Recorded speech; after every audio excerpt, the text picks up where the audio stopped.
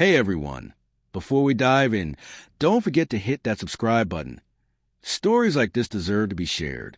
The first thing I remember from that night was the smell of burnt candles mixed with champagne, the kind of sharp sweetness that makes your stomach twist without warning. My birthday party had started like any other, a small gathering of friends and family in our downtown apartment. Fairy lights strung across the ceiling, my playlist humming softly in the background. But the moment he walked in, I noticed the way my husband, Tom, paused at the door, his eyes scanning the room like he was expecting a trap. I smirked instinctively and waved him over. "I see you're keeping an eye on me," I teased, letting my gaze linger on the tall, broad-shouldered man across the room, Jason, my best friend since college. He laughed at something I said, leaning close, and I caught the way Tom's jaw clenched. "Jealous much?" I said loudly, with that edge in my voice that comes naturally when you're both testing someone and daring them.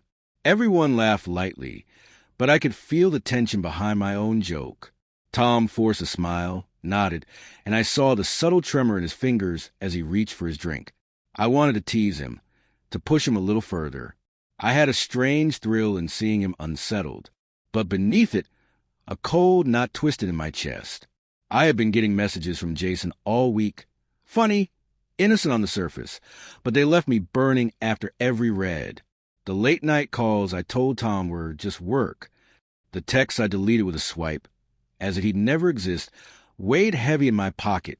And yet, standing there in my sparkling dress, I wonder how long it would be before my little games, my half-truths, turned into something I couldn't control. Tom's eyes lingered too long on me as I laughed, the kind of look that could have read fear, suspicion, or love. It was impossible to tell. And then, in that moment, Jason stepped closer, brushing his hand against mine just slightly. And I knew, without speaking, that tonight wasn't going to end the way I planned. The laughter in the apartment felt heavier now, like it was pressing against my chest. I tried to focus on the music, the clinking of glasses, the casual chatter, but Tom's silence screamed louder than any conversation. He hovered near the kitchen, his hands buried deep in his pockets, eyes darting to Jason every time he laughed or leaned a little too close. I told myself it was harmless. He was my best friend. But the guilt, that quiet, gnawing thing at the edge of my mind, was growing. It was after midnight, and someone had lit sparklers in the living room, sending sparks dancing across the walls. I watched Tom approach Jason, drink in hand, pretending to be calm, pretending nothing mattered. I knew what he wanted, an explanation, a confrontation. But I kept smiling, masking the panic rising in my chest. And then my phone buzzed. A text from Jason. "You look amazing tonight." I can't stop thinking about last week. My stomach dropped. My hand shook as I typed back a casual, "Thanks. You're sweet." Not the message I wanted Tom to see, but my nerves were fraying. I could feel him noticing the small things, the tension in my laugh, the way I turned my phone screen downward whenever it buzzed. I could see the understanding in his eyes, the slow, dawning horror. "Who's texting you?" he asked, voice low but sharp, slicing through the chatter. I laughed too quickly. "Oh, just Jason. You know, my best friend. Don't be jealous." Jealous. The word hung in the air, heavier this time. Tom's face went pale. He didn't ask again. Instead, he turned, and I could see the betrayal carving lines into his features.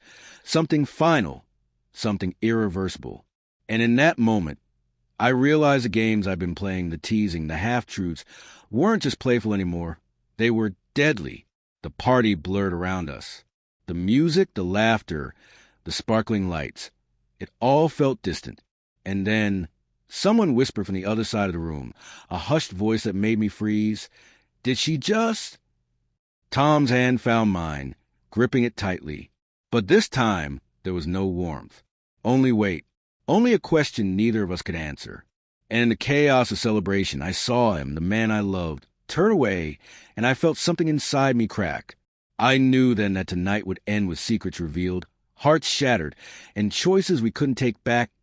I followed him to the balcony, the cold winter air cutting through my dress, sharp against my bare arms. The city lights below twinkled innocently, unaware of the storm raging above. Tom didn't speak. He just stared at the street, jaw tight, hands trembling as if holding back something he'd been suppressing for months. Finally, he turned, and the look in his eyes broke me. Betrayal, hurt, and the kind of exhaustion only someone who has been lied to relentlessly could feel. Do you have any idea what you've done? His voice was quiet, almost calm, but it carried a weight that made me shiver. I started, but the words died on my lips. There was no excuse that could undo the texts, the stolen moments, the lies I'd wrapped in laughter and teasing. You've been seeing him, Tom said, the words low, deliberate, behind my back.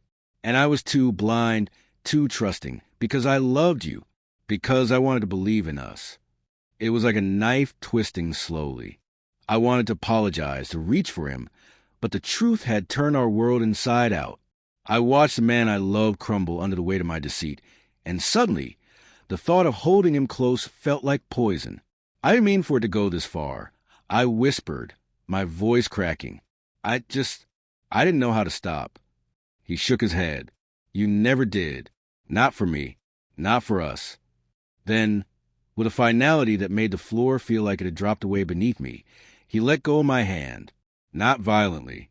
Not angrily. Just gone. I stood on that balcony, the winter wind whipping through my hair, feeling the emptiness he left behind, a silence louder than any scream. I turned to go back inside, but the party had ended without me noticing. Empty glasses, discarded gifts, laughing guests long gone. They were all ghosts of what should have been. I realized, too late, that love could be destroyed not by a single act, but by the small betrayals we choose to ignore until they pile up like snow, suffocating everything underneath.